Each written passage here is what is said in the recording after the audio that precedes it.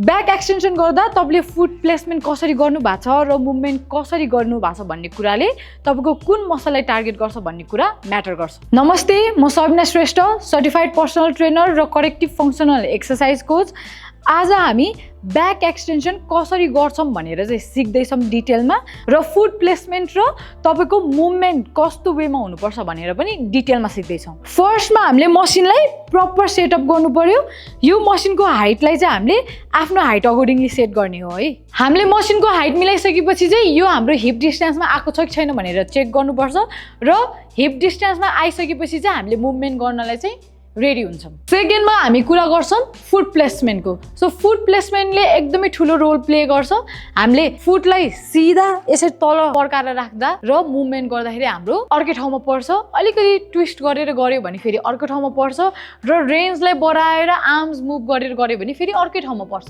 So कुन कुन ठाउँमा कसरी पर्छ भनेर डिटेलमा बुझौँ। फर्स्टमा हामीले टोजलाई तल फर्काएर हिप डिस्टेन्समा खुट्टालाई राखेर गर्न खोजिरहेछौँ। यसले चाहिँ तपाईको लोअर ब्याकमा फिल हुन्छ है। सो गर्दाखेरि चाहिँ हामीले मुभमेन्ट कसरी गर्नु पर्यो, फुल रेन्जमा जान खोज्नु पर्यो, ढाड सिधा, कोर टाइट गर्ने र सोल्डरलाई डिप्रेस गराएर हैन।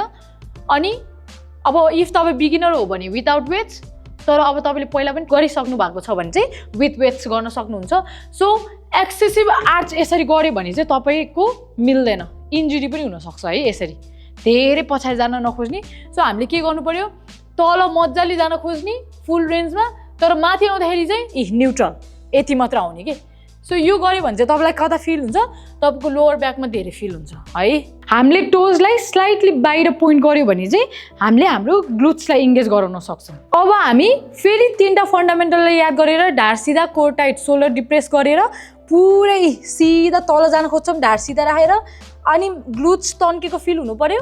माथि आउँदाखेरि ग्लुट्सलाई स्क्विज गर्ने, तर ढाडलाई अलिकति राउन्ड गर्ने, धेरै सिधा नराख्ने। माथि आउँदा चाहिँ अलिकति राउन्ड हुन्छ, फेरि तलसम्म तन्क्यो अनि ग्लुट्सलाई स्क्विज गर्नुभयो भने चाहिँ यसरी तपाईको ग्लुट्समा फिल हुन्छ है, फुल ग्लुट्समा यसरी।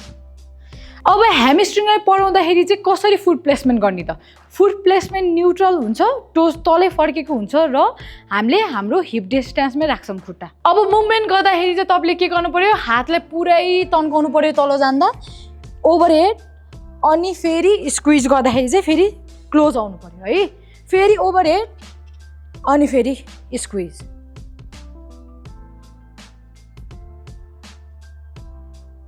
यदि हजुरहरूलाई यस्तै भिडियोहरू हेर्नु छ भने मलाई सब्स्क्राइब गर्नुहोस्।